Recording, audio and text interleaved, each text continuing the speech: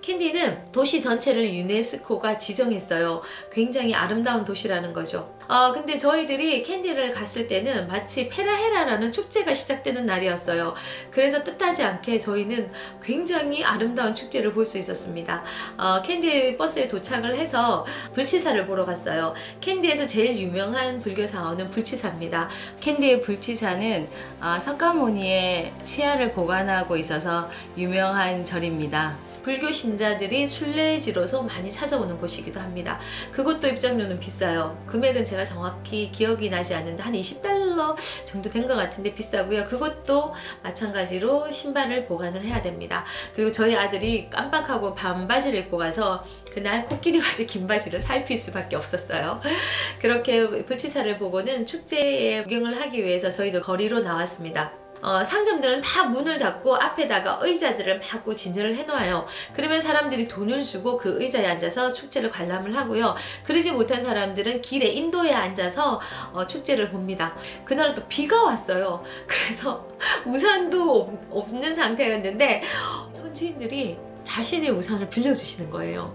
중년의 부부셨는데 두 분 다 우산이 있으셨어요. 그러다 보니 하나는 저희를 빌려주셔가지고 저희들이 축제 내내 그 우산을 쓰고 축제를 볼 수 있었는데 축제는 너무나도 아름다웠어요. 해가 지면서부터 시작을 했는데 어디선가 뭔가 딱딱딱딱 거리는 소리가 났어요. 그 소리는 채찍으로 바닥을 치는 소리였어요. 채찍을 바닥을 치는 사람과 불을 들고 있는 사람, 횃불을 돌리는 사람, 그리고 코끼리 행렬, 이런 행렬들이 계속 이어지는 게 페라헤라 축제였습니다. 페라헤라 축제는 많은 스리랑카 도시에 있는 사람들이 이 축제를 보기 위해서 오고요. 서양인들은 이 축제를 알고 온 사람들이 대부분이더라고요. 그래서 이 축제를 보는데 이 축제에서 제일 하이라이트는 코끼리였어요. 그 육중한 코끼리 몸에다가 조명을 마구 달아놔요. 그랬더니 밤에 보이는 코끼리 조명이 어땠을까요? 너무나 아름답죠. 코끼리 육중한 몸이 그렇게 아름답게 보인 적은 또 처음이었어요. 그리고 그 위에는 조련하시는 분도 앉아 계시고요. 또 율동을 보여주는 그런 행렬과 많은 것들을 보여주는 행렬들이 계속 이어지고 있었습니다.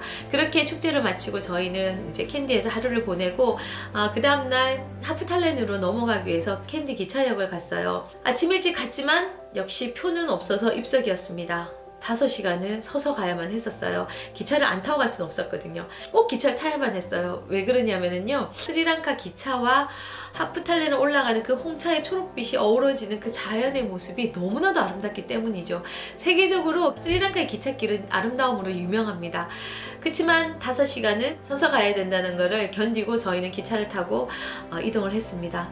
그렇지만 기차가 너무나도 느리게 가요. 기차를 오르내리는 그 통로에서 제가 다리를 밖으로 내고 사진을 찍었습니다. 5시간 가면서 자리 하나를 차지하게 됐어요. 그래서 아들이랑 앉았다 섰다 하면서 서로 이제 도와가면서 갔고요. 많은 사람들이 창가로 손을 내밀어서 기찻길의 아름다운 모습을 찍기 바빴습니다. 인도에서도 기차역의 도착 시간이나 기차를 어디에 도착했다는 안내 방송이 없었어요. 근데 스리랑카도 마찬가지였어요. 스리랑카도 여기가 하프탈렌입니다, 여기가 엘라입니다, 방송이 없어요. 알아서 내려야 돼요. 그래서 현지인한테 꼭 물어보고 내리셔야 됩니다. 여기가 하프탈렌인지 다음이 어느 역인지 물어보시고 내리시긴 거 꼭 잊지 마시기 바랍니다. 그렇게 내려서 하프탈렌에 저희 또 숙소를 잡았습니다. 하프탈렌은 고산지대다 보니까 추워요. 그래서 숙소에 들어가면 담요가 있습니다. 밤이 되면 더 춥기 때문에 담요를 똘똘 말고 잤어요. 하프탈렌은 작은 마을인데 유명한 식당이 있어서 그곳에 가서 사모사를 사 먹기 위해서 이동을 했어요. 근데 그곳에 사모사를 먹고 있는데 바로 코앞에 바퀴벌레들이 줄지어서 이동하는 거예요. 한국에서 제가 그걸 봤다면 어땠을까요? 우악 소리를 질렀을 텐데 바퀴벌레구나 이러면서 먹고 있었어요. 괜찮았어요. 바퀴벌레가 저를 잡아먹는 건 아니었으니까. 그렇게 사무사를 먹고 저희가 그 립톤시 일출을 보기 위해서 툭툭이를 예약을 하는데 아주 잘생긴 이제 툭툭이 청년을 만나게 됐어요. 이름이 산이었어요. 그 친구 말이 동생이 한국에서 일을 한다는 거예요. 그래서 너무 반가워가지고 내일 새벽에 우리가 립톤시를 갈 건데 너 올 수 있냐 했더니 올 수 있다는 거예요. 그리고 가격도 더 싸게 부르는 거예요. 그래서 와, 잘 됐다 이렇게 생각을 하고 있었는데, 근데 그 친구가 약간 취해 있었어요. 그래서 불안한 느낌이 들긴 했지만 그래도 약속을 했으니까 괜찮겠지 싶어서 숙소에서 새벽에 만나자고 얘기를 했는데, 저희가 그 시간에 일어나서 나가봤더니 툭툭이는 오지 않았어요. 기다렸는데 안 오는 거예요. 큰일 났다. 이제 툭툭이 예약도 못했는데 어떻게 하면 좋지? 아들이랑 걱정을 하고 있었는데 마침 다른 툭툭이가 예약한 손님을 태우려고 오는 거예요. 그래서 물어봤죠. 혹시 산을 아냐고 했더니 안다는 거예요. 그래서 그 친구한테 전화를 해달라고 했죠.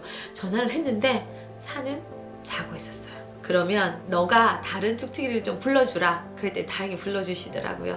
그래서 다른 툭툭이를 타고 올라갔는데, 그렇게 예약한 툭툭이는 약간 바가지를 씌웠어요. 중간 가다가 서버리는 거예요. 그래서 돈을 더 줘야 올라간다는 거예요.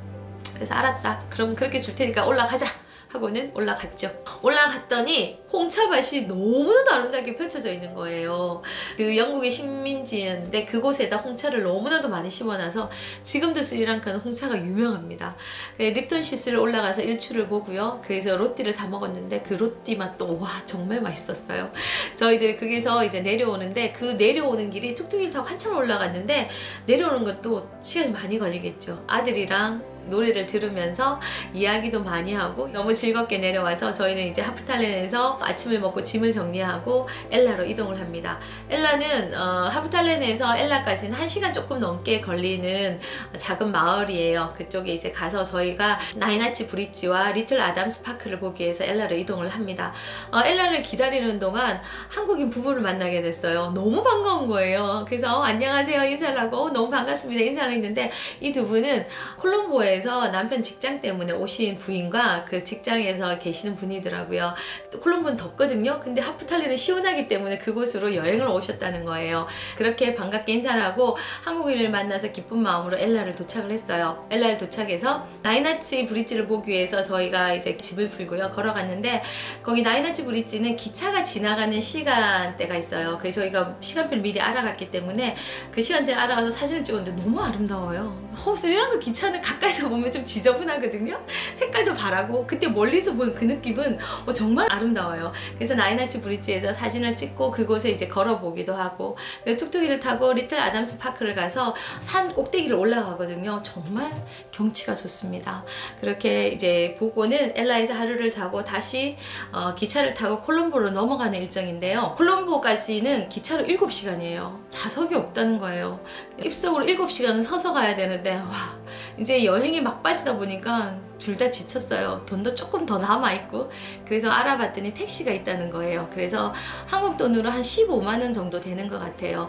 시간은 4시간 거리입니다. 그래서 택시를 이제 타고 가는데 중간에 휴게소라는 데가 있어요. 가서 내려서 밥을 먹는데 기사님 밥값 드려야 되는 거였어요. 드리고, 스리랑카는 담배를 한 까치씩 이렇게 팔더라고요. 그래서 담배를 몇 까치 이제 제가 선물로 드리고 해서, 제가 이제 콜롬보의 한인 숙소에 예약한 곳에까지 데려다 주시는데, 그 숙소를 잘 못 찾으시는 거예요. 그냥 툭 떨어뜨려주고 가시는 게 아니고 숙소까지 끝까지 찾아주시고 가셨어요. 너무 감사했거든요. 그래서 숙소에 도착을 해서 사장님한테 이런저런 얘기를 하면서 하루를 그곳에서 보냈어요. 콜롬보에서는 시마말라카 사원하고요, 강가라마야 사원을 다녀왔어요. 시마말라카 사원은 인공 호수에 이렇게 띄워져 있는 사원이고요, 강가라마야 사원은 굉장히 콜롬보에서 유명한 사원이었습니다. 스님이 이렇게 생명을 연장한다는 의미의 실을, 하얀 실을 묶어주시더라고요. 그 실도 저도 묶어봤고요. 석굴 사원에서는 그 실을 묶는데 돈을 받는 거예요. 그렇지만 여기는 돈을 안 받으시더라고요. 그렇게 콜롬보를 다니면서 여행을 했는데, 마침 그 숙소에 스리랑카에 자원봉사로 온 청년 단체가 있었어요. 같은 비행기를 타게 되었더라고요. 그래서 그 다음날 공항 이동은 자기네들 본고가 이동해 준다고 해서 같이 저희가 끼어서 같이 타고 가면서 편안하게 공항으로 이동을 했습니다. 그렇게 저는 다시 한국으로 돌아왔고요. 2017년도 스리랑카 여행은 그렇게 즐겁게 했습니다.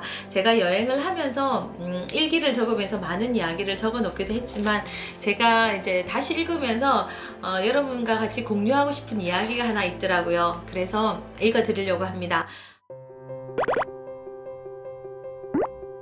인생은 그런 걸까? 원하는 대로 다 이룰 수 없기에 하고자 하는 것은 참고 견뎌야 할까?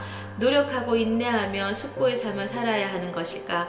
분명히 이들도 더울 텐데 덥다는 말도 하는지 모르겠지만 짜증을 내는 모습은 아이와 어른들 모습에서 볼 수 없었다. 혹 익숙함일까? 우리가 너무나 편안함과 에어컨 바람에 익숙해 이 정도 더위는 참지 못하는 것일까? 이 또한 익숙함일까? 인생은 그러한 것일까? 이렇게 적어놨더라고요. 여행을 다니면서 인생에 대한 생각을 참 많이 할 때가 많습니다. 나이가 많다 보니까 제가 살아온 삶과 앞으로 살아나갈 삶에 대한 생각을 많이 하고 있어요. 그래서 여러분들도 여행을 다니시거나 또 책을 보시다가 나의 인생에 대해서 한번 숙고해 보시고 생각해 보는 삶을 사시기 바랍니다. 여기까지 스리랑카 여행기였고요. 어떠셨어요? 제 여행 이야기를 들으시면서 여러분들도 스리랑카에 여행 가고 싶다는 생각이 드셨으면 좋겠습니다. 감사합니다. 여러분 근데 뭐 하실지 아시죠? 좋아요 눌러주시고요. 구독 꼭꼭꼭 눌러주시기 바랍니다. 다음 시간에 뵙겠습니다. 감사합니다.